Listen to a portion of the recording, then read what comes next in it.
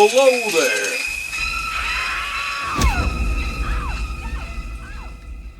Well, hello there, and welcome back to Corbin Does Something. Boy, do I have a treat for you. So, I don't have a treat for you. Obviously, you all just watched the debates, and holy crap. Tonight's debates were crazy. I literally just started filming. It's probably been 20 minutes since watching the debates. So this will be tomorrow's, yesterday's debates, last night's debates. Wibbly wobbly, timey wimey. Trump versus Biden. Holy crap, that was intense. I don't want to get too political with this, so I'm not going to dive into the specifics of the politics and all of that, and who's right and who's wrong. And let's face it, they're both wrong. They both lied. They both had good points.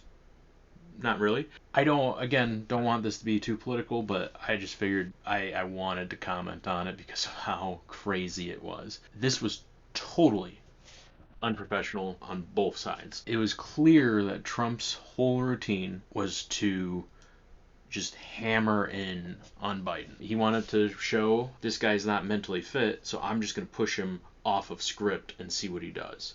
Just out of curiosity, the mayor of Moscow's wife gave your son $3.5 million. What did he do to deserve it? Biden's whole thing was, I'm going to avoid answering any questions. Packing the court. Whatever position I take on that'll become the issue. The issue is the American people should speak. You should go out and vote. He doesn't want You're a to answer senator. the question. I'm not going to answer the question. Why wouldn't you answer that question? And I'm going to stay on all these headlines from the Twitter feed. The way you talk about the military, the way you talk about them being losers. Trump came off as the aggressor because he's an aggressor. He's an aggressive guy. You aggressive woman!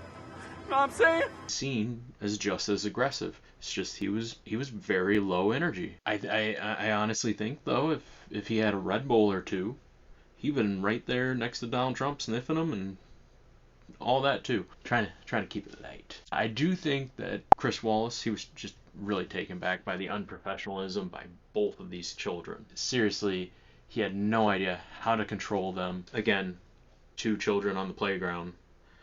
What are you going to do? Boys will be boys. Boys will be boys. Boys will be boys. It did seem the only times that Trump was not interrupting Biden was when he was tweeting. You'd see the camera wasn't focused on him and he wasn't talking, and then if you look on Twitter, a tweet came out. Now, he could have just been being respectful of Biden's time and somebody on his team did it, but we watched the whole debate. There was no being respectful from either of these guys. I hate to raise my voice, but I see it seems to be, why shouldn't I be different than the two of you? Clear that the only time that Biden didn't interrupt Trump was when he was trying to figure out and remember where he was and what he was doing. He went in and we were insisting that the Chinese, It was just totally terrible by both of them. Ukraine. No, sir. With $1 billion, if you that get rid of is the you know what, absolutely not true. The debate was entertaining though.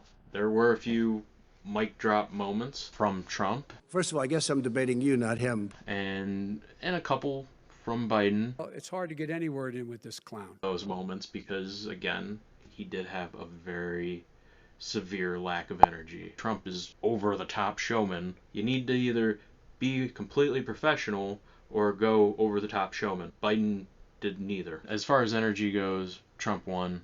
As far as being a politician, Biden narrowly won because he really quickly stooped down to Trump's level of attacking and insults, but he wasn't flashy about it. Trump's whole thing, he was betting on those mic drop moments because with Hillary, it helped him. Donald Trump is not in charge of the law in our country.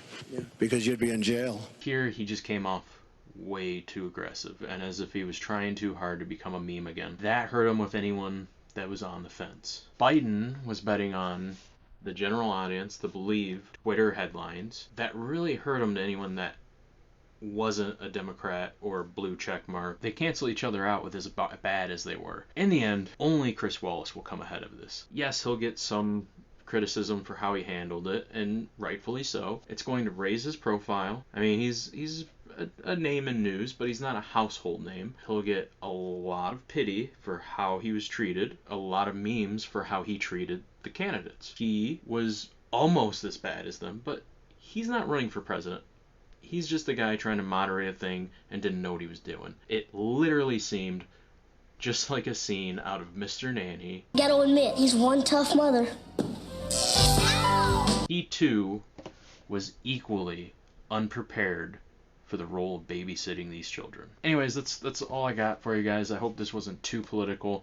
I just felt it needed to be said, and I wanted to make sure that I did get both sides slapped around a little bit. That's what she said. They both deserve to get slapped around a lot. There are third-party candidates. I'm not saying I support any of them, but I am saying there are third-party candidates out there. If you like this video, make sure that you like, you comment. Let me know how bad you think it went. Yeah, it was just a shit show. A real horrible mess. Go out and vote, but before you go out and do that, like, comment, subscribe. Make sure that you subscribed. I promise not to go political. Unless you want that. I won't do that. Have a great day. And vote for me for president.